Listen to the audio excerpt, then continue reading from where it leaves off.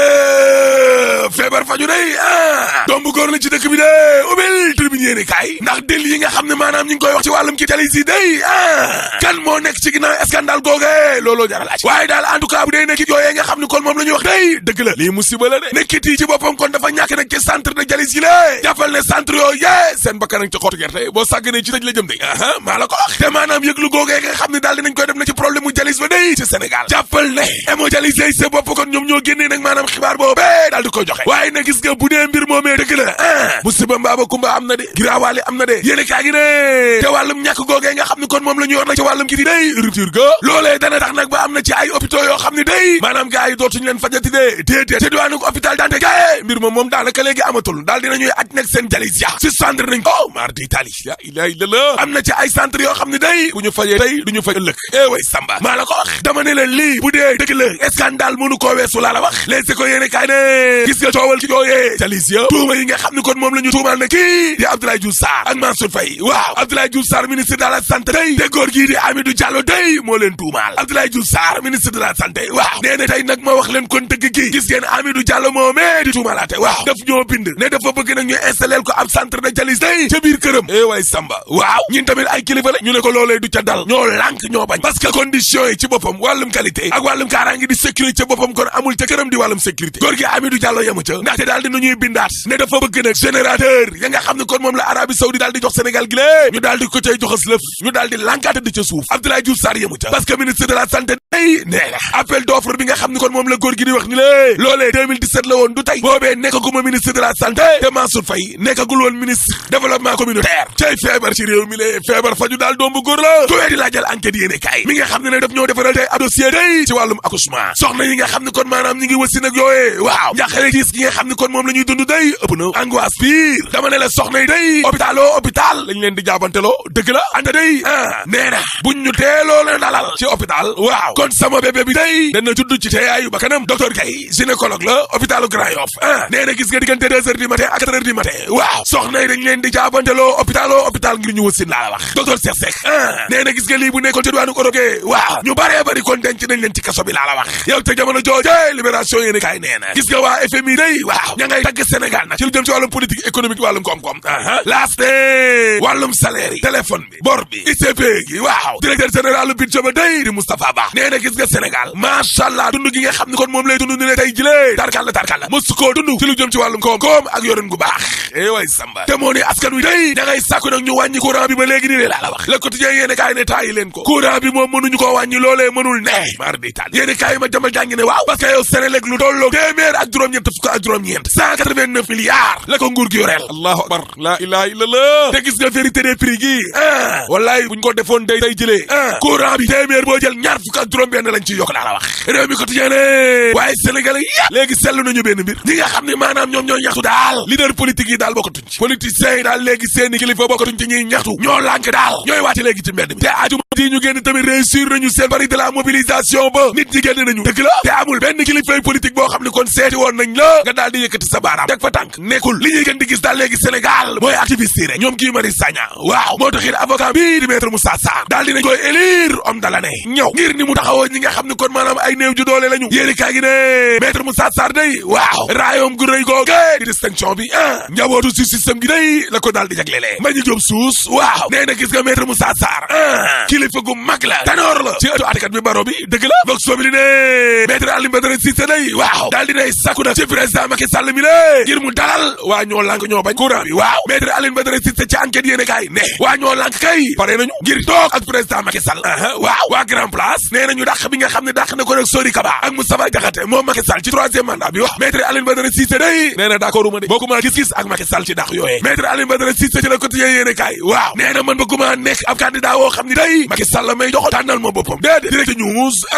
nee na bu fi Macky Sall jugee kan moo koy wut dauphin ba waaw Macky Sall daal lëndëmal lépp carte gi la jaxase dara leerul président Houphouët-Boigny bu Côte d'Ivoire daan na wax naan gis nga abawle waaw waruloo xam kan moo koy wutu Abdou Diouf nag doon na parti socialiste bi day dane woon muy taw wala muy naaj par force Ousmane Tanor Dieng laa koy jox Abdoulaye Wade moom la ko sànq wàllum wàllum geño gi doom jax ma ne la geño gee ko sànk laa la wax Mame Boye Diao ci tribune yéene kaay waaw nee na xam nga réew mi météo geeg làmbatu gi yaakaar naa foog naa looloo ko yàq te nag ci ay kilifa lay jóge di ay personnalité Mame Boye Diao yemu ca ndaxte nee na li ñuy wax ci bor bi yëpp du dëkk loolee amul jéego bi nga xam ne kon Sénégal def na ko ci wàllum koom-koom day impôt baa ngi ni lee douane baa ngi ni lee dajale nañu ñaari junni ci ay milliards la ilaha illallah looloo tax ba wàllu bor beeg fay salaire yeeg yëpp mën a ne lii lay dëkk Mame Boye Diao mooy wax samay kaddu de évidence yéene kaay ne tournée ba waa GIR doon amal ca Ziguinchor waaw ña ngi fay takk nag ay réalisation président Macky Sall ca jamono joo xam ne waa APR ña ngay tournée day exclusive yéene kaay nee na tournée politique ba Ousmane Sonko doon def moom Sonko dañ koo dàqee ca bët gànnaaru réew mi way samba bu ñu demee nag ba commandant zone militaire ba ak commissaire ba waaw di dox nag ci kaw mbooloo Pastef fi lé Ousmane Sonko doy na waar libération yéene kaay ne mairie bu Touba day waaw musiba baa ngay yokk de grand place waa mairie ba day weeti nañu ba tëri ca suuf parce que Babacar Niang conseil municipal la nee na ñi dee li nekkoon suñu yéene mooy tabax fi ñaari poste de santé corbillard ak ay moto pompe ngir waajal nawet bi lé balaa màggal gee dikk lii moo ñu ci dugal waaye projet yooyu yëpp teg nañ ko ca suuf ndax ARMP waaw critique yéene kaay ne atawu président Lamine Diack ba day tey la ca Paris ñeenti atu yàlla kon ginnaaw ay enquête source année rek la song di track boo xam ni kon song nañ leen ko 2013 ak li gi ni lée tey la ata bi di door ca Paris la France allahu akbar Serigne Abdou Karim Mbacké day ci Vox Populi waaw nee na nguuru Sénégal gi ci boppam kon dafa war a taxaw président Lamine Diack dëgg la Sud Quotidien ne coppite ba day ca conseil de sécurité Nations Unies waaw Afrique yëkkati nañ seen kàddu de Le Soleil yéene kaay ne li Afrique bëgg tey waaw mooy ñaari siège permanent loolu lay dëgg laaste rentrée politique ca Ndar géegale Mary Teuw Niane waaw daal dinay xam le ne kon candidat la ca mairie Ndar ñëw Le Quotidien yéene kaay ne élection mairie yooyee waaw jigéen ñi nga xam ne ñoo nekk ci APR day li ñu bëgg waaw mooy defante góor ñi bam tere bi ci mairie fu laaj jaay Dakar de lu ko mooy ma ñam jeexal ko Les Échos yéene kaay ne district bu Yeumbeul Nord day waaw médecin cardiologue ba day moo sàcc tale ba mar day la ilaha illallah écran plat ba nekkoon ca salle de kay ba day la ne coppe dem installé ko këram way samba ii de la waaw nee na daa bëggoon a yóbbu écran plat ba day ca clinique am bu bees ba muy def ca Kër Massar way samba moom médecin cardiologue ba ñu teg ko loxo ginnaaw ko lañ ko bàyyi ndax ay pression tar yu jóge ca kaw kilifa way samba way samba waaye nag ak lu waa nguur gi mën a sàcc waaw nañ xam ne suul gaz du ko tere xeeñ te troisième mandat xëju fi boo paree mën leen a tëjal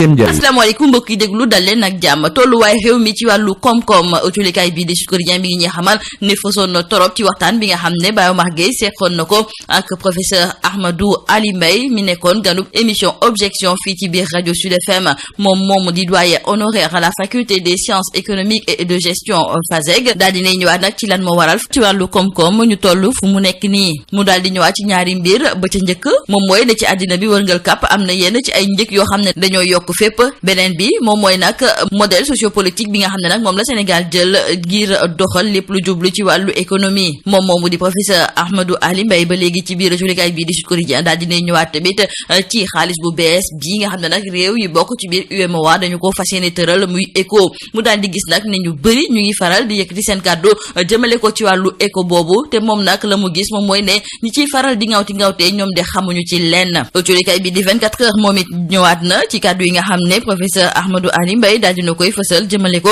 ci wàllu koom mu ñëwaat nag ci dundu gu seer gi ñëw tamit ci yenn ci ay xeexoo yoo xam ne ci wàllu koom dañ koy gis ci diggante États-Unis ak Chine ak tamit secteur informel na muy doxee nag fii ci mim réew desandi ak julikaay bii di Sud Quotidien nat mi ngi ñuy xamal ne démb amoon na ab ndaje boo xam ne nag dafa daal di dajale woon ñi nga xam ne ñoom ñooy ay hauts fonctionnaires ambassadeurs et représentants permanents accrédités ca Addis Abeba ak tamit ca New York ngir waajal nag tey ji juróom-ñetteeli session ministérielle du comité des 10 chefs d'État et de gouvernement bu Union africaine ñu war a wax nag jëmale ko ci coppite yi ñu bëgg ñu indi ci conseil de sécurité des Nations Unies loolu sax moom moo tax boo colikaay bi di Sud Quotidien du ñu xamal ne démb dëkk yi bokk ci biir Afrique te bokk ca ONU ñoom nag la ñu daal di xamle moom mooy ne bëgg nañu nag ñu yokk seen gëdd ci biir kuréel googu ci noonu sax la ñu daal di xamle ne bëgg nañu ñaari siège permanent ak tamit droit de veto foofu nga xam ne moom mooy ca conseil de sécurité de l'ONU ak tamit yeneen ñaari siège yoo xam ne duñu nekk ay siège permanent autolikaay bi di Le Soleil nañu dem joriñ gi di Amadou Ba di ministre des affaires étrangères moom moo yore woon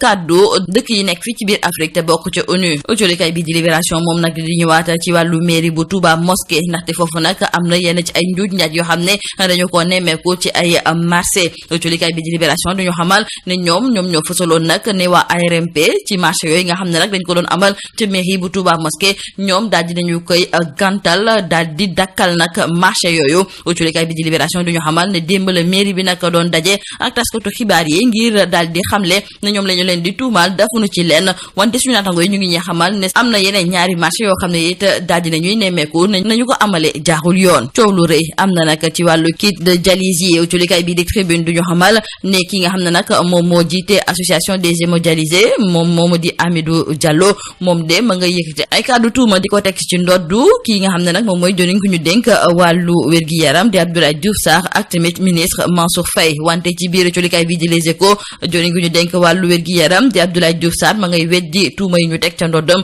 moom sax fi mu nekk ni la mu gëm moom mooy ne kii di Amidou Diallo moom ab chantage lay def jëmale ko ci ñoom ndaxte daal am na yenn ci ay mbir yoo xam ne daf koo bëggoon ministère de la santé daal di ciy teg tànkam loolu nag moom moo tax muy yëkkati ay kàddu nag ngir yàq seen der. Lamine Diack Autolikaay bi di Critique mi ngi ñuy xamal ne moom ak ñeneen ñi nga xam ne nag dañu leen joxoñ baaraamu tuuma ci mbirum guerre fa li nga xam ne nag moom mooy ca I2AF tey jii nag dina jàkkaarloo ak 32e chambre bu tribunal correctionnel de Paris. Autolikaay bi di Critique nañu nag Lamine Diack dina fa wéet ndaxte doomam bi di Massata Diack de maître Moussa Sarr moom moo ko fa nar a teewal. ci wàllu lamb tey jii Autolikaay bi di sunu lamb di laajte nag ndax combat bi ñuy xaar ci diggante Modou Lo ak Ama Baldé sax ndax dinañu ko amal wala bokk nañu koy dàq ba jëmi jamono. li am ba des daal moom mooy ne ñuy liggéey ak kii di Luc Nicolaï ñoom de fu mu nekk ni xamuguñu ndax waaw am déet combat boobu dinañu ko taxawal am déet jeexalee ko nag ak suñu naataango yooyu Autolikaay bi di Vox Populi di ñëw nag ci biir bu doy waar bu xewee démb fa li nga xam ne moom mooy ca marché Njaareem nekk ca Géejawaay foofu nag benn tailleur de moom moo fa jam paaka nag ab ude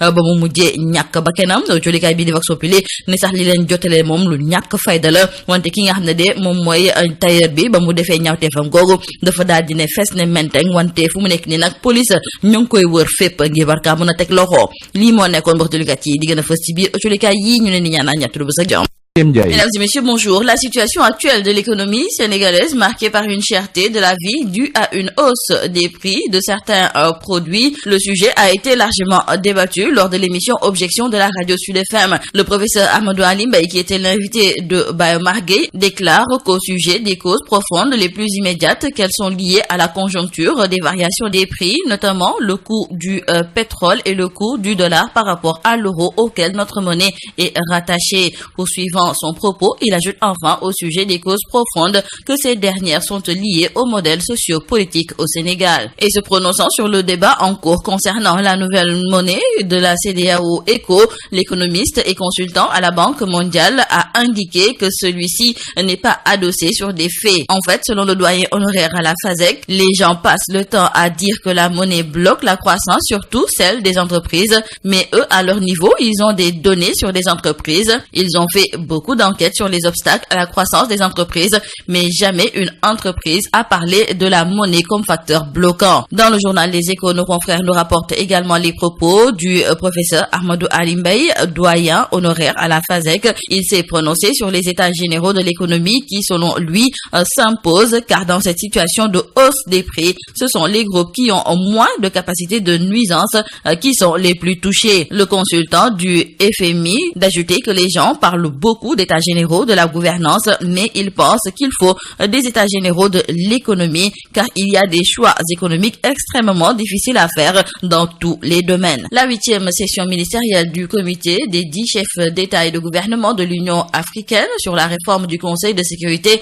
des Nations Unies est prévue aujourd'hui à Dakar. Mais en prélude à ce conclave, la capitale sénégalaise a accueilli une réunion préparatoire des hauts fonctionnaires, ambassadeurs et représentants permanents accrédités à Addis Abeba et à New York, organisée par la Sierra Leone. Et à cette occasion, nous disent nos confrères du journal Sud Quotidien, les pays africains ont fait part de leurs revendications qui consistent à avoir 2 sièges de membres permanents bénéficiant de tous les privilèges et attributs qui s'attachent à ce statut, y compris le droit de veto, et 2 sièges non permanents supplémentaires au Conseil de sécurité des Nations Unies. Donc retenons avec nos confrères du quotidien Le Soleil que les pays africains entendent renforcer leur synergie d'action pour disposer de 2 sièges permanents et de 2 sièges non permanents supplémentaires au sein du Conseil de sécurité des Nations Unies. Notons également avec nos confrères du quotidien LAS que les pays africains considèrent l'absence du continent au sein du Conseil de sécurité de l'ONU comme une injustice historique et veulent qu'elle soit réparée. Et hier, le ministre des Affaires étrangères et des Sénégalais de l'extérieur, Amadou Ba, s'est fait le porte-voix de tout le continent pour demander l'élargissement du Conseil de sécurité.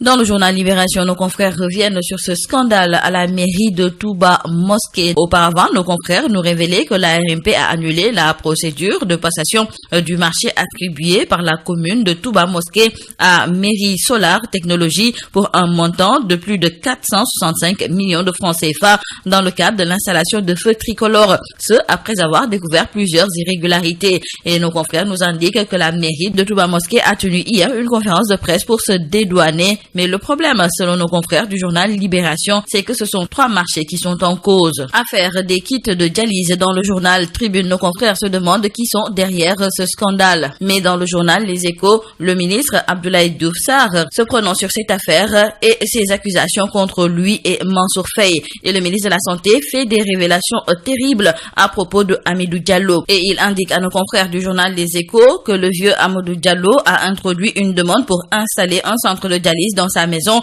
et le ministère a refusé en toute responsabilité parce que ça n'offrait pas la qualité et les conditions de sécurité requises. Il a aussi demandé qu'on lui donne une partie des générateurs que l'Arabie Saoudite a offerts au Sénégal. Le ministère a encore refusé et donc selon lui, M. Diallo fait du chantage déguisé. Parlons à présent avec nos confrères du journal Critique du procès de Lamine Diack et compagnie. L'ancien président de l'I2AF, Lamine Diack, son ancien conseiller juridique Habib Cissé et l'ancien responsable de la lutte antidopage Gabriel Dolé feront face lundi devant la 32e chambre du tribunal correctionnel de Paris dans ce qu'il convient de qualifier de scandale de l'athlétisme mondial. Et nous terminons par nos confrères du journal Vox Populi qui reviennent sur cette bagarre mortelle au marché Ndiarème de Guédiawaye. Un tailleur, nous disons confrères de Vox Populi, a poignardé le cordonnier suite à une petite altercation. Et ce dernier a succombé à ses blessures lors de son évacuation par des moyens de fortune vers l'hôpital Roi-Baudouin de Guédiawaye. Et selon nos confrères du journal Vox Populi, le présumé meurtrier a pris la fuite, mais il ne devrait pas tarder à se retrouver entre les mains de la police de Guédiawaye qui s'est saisie de l'affaire et a investi les lieux pour ouvrir une enquête. C'est tout à vos journaux et très bonne lecture.